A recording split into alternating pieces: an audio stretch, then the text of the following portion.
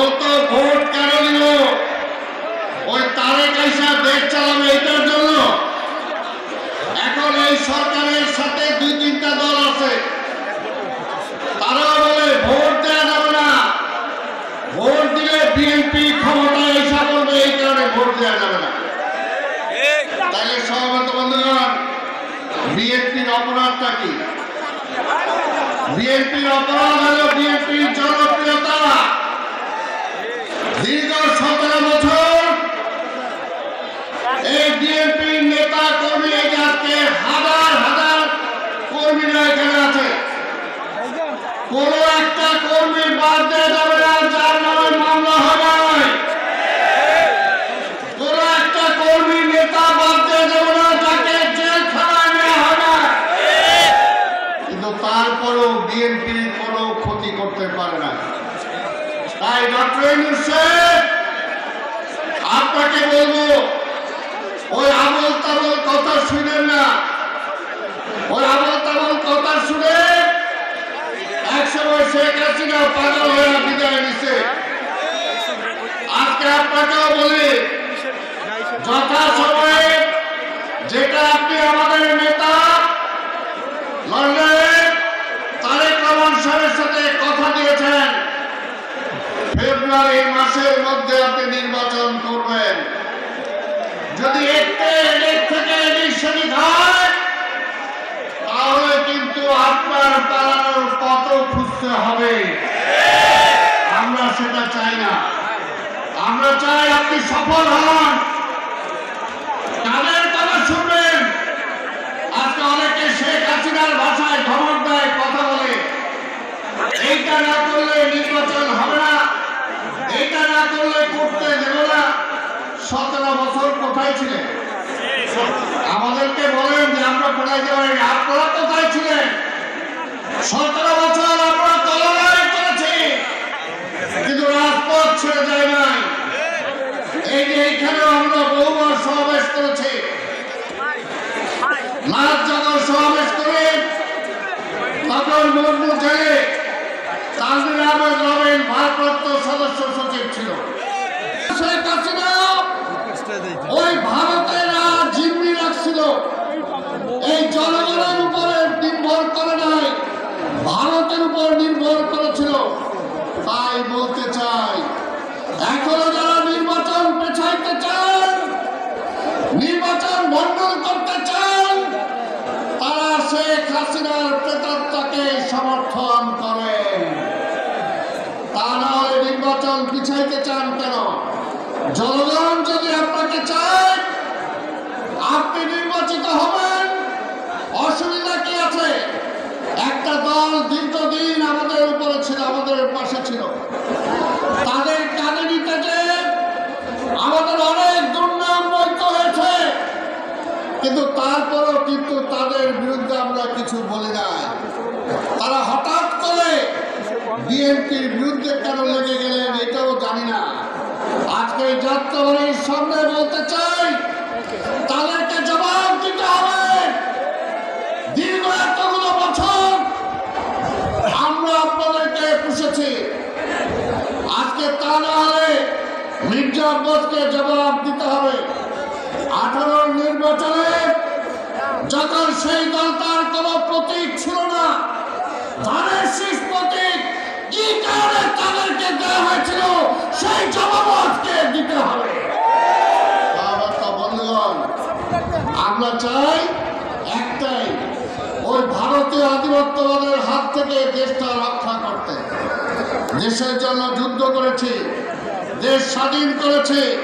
স্বাধীনের পরে এই আওয়ামী লীগ আবার পরাধীনতার জিঞ্জিরে দেশটাকে আবদ্ধ করতে চেয়েছে। এই দেশের জনগণ 75-এ শহীদ রাষ্ট্রপতি জিয়া রহমানকে এনে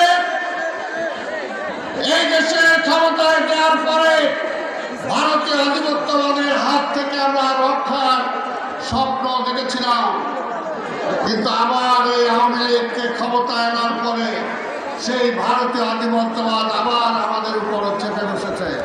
তাই ভাইরা আমার, আজকে এখানে আপনারা যারা আছেন, আপনাদেরকে বলবো, লড়াই শেষ হয় নাই, তাই ঐক্যবদ্ধ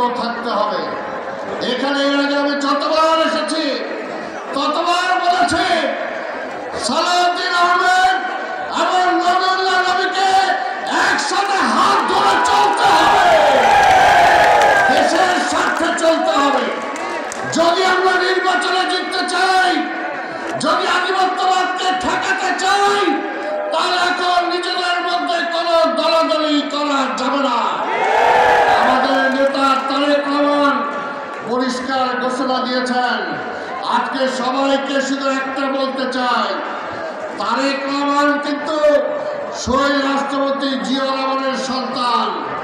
তারেক রহমান কিন্তু বেগম খালেদা জিয়ার সন্তান। তারেক রহমান কোনো আপোষ করবেন না। কোথাও যদি দলের মধ্যে কেউ বিভেদ সৃষ্টি করতে চায়, সেখানেও কিন্তু তারেক রহমান আপোষ করবেন না, এটা মনে রাখবেন। তাই আমরা বলতে চাই, আমরা শহীদ জিয়ার সৈনিক হিসেবে দাবি করি, বেগম খালেদা জিয়া তারেক রহমানের সৈনিক হিসেবে দাবি করি।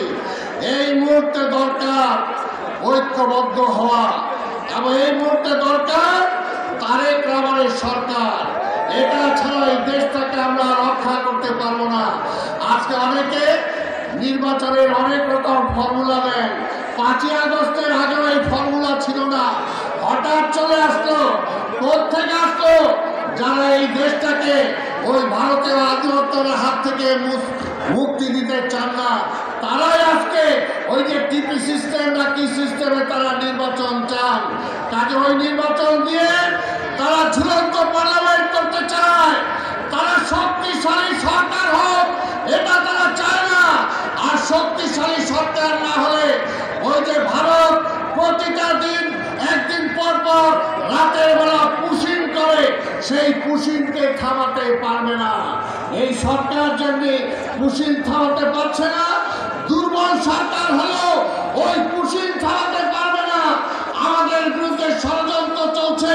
শেখ হাসিনা ওইখানে বসে এখনো বলে তিনি নাকি প্রধানমন্ত্রী, আবার যে কোনো সময় চুপ করে আসতে পারে। এই ষড়যন্ত্রকে রুখতে হলে অনতিবিলম্বে নির্বাচিত পার্লামেন্ট দরকার। সে কারণে আমরা নির্বাচন চাই। বিএনপি ক্ষমতার জন্য রাজনীতি করে না, বিএনপি দেশের জন্য রাজনীতি করে।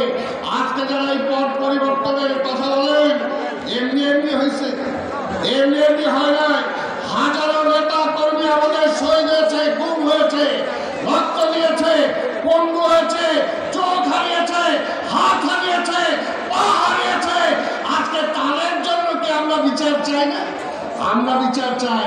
আপনারা কার জন্য বিচার চান? আপনাদের কোন দলের কোনটা আজকের এই ফ্যাসিবাদ বিরোধী আন্দোলন করতে যে শহীদ হয়েছে নামগুলো দেন, আর আমরাও নাম নেই। এই সরকারকে বলবো, এই ফ্যাসিবাদ বিরুদ্ধে আন্দোলন করতে যে 17 বছর বিএনপির নেতা কর্মী যারা রক্ত দিয়েছে, জীবন দিয়েছে, তাদের তালিকাও সেই শহীদের তালিকায় আসতে হবে। শুধু আপনাদের তালিকা দিলেই হবে না। তাই আমি আর বক্তব্য দীর্ঘায়িত না করে আপনাদেরকে একটা কথাই বলবো, নির্বাচন অতি সন্নিকটে। যে যত কথাই বলো, নির্বাচন ফেব্রুয়ারির মধ্যেই হবে ইনশাআল্লাহ। এবং নির্বাচনের প্রস্তুতি এখন থেকে আপনারা ঘরে ঘরে নিতে হবে, যাতে আগামী নির্বাচনে আমরা জয়লাভ করতে পারি। এইটা মনে করেন না যে আওয়ামী লীগ নেয় তাই শান্তিপূর্ণভাবে বিপুল ভোটে জিতে যাব। ষড়যন্ত্র চলছে, সেই ষড়যন্ত্রকে থামাতে হলে আমি আবার বলবো, এখানে 2টা সিট, এখানে সালাউদ্দিন আহমেদ, রবিউল্লাহ নবী এবং তানভীর আজ ঐক্যবদ্ধভাবে কাজ করে এই 2টা সিট তারেক রহমানকে উপহার দিতে হবে। আজ এটাই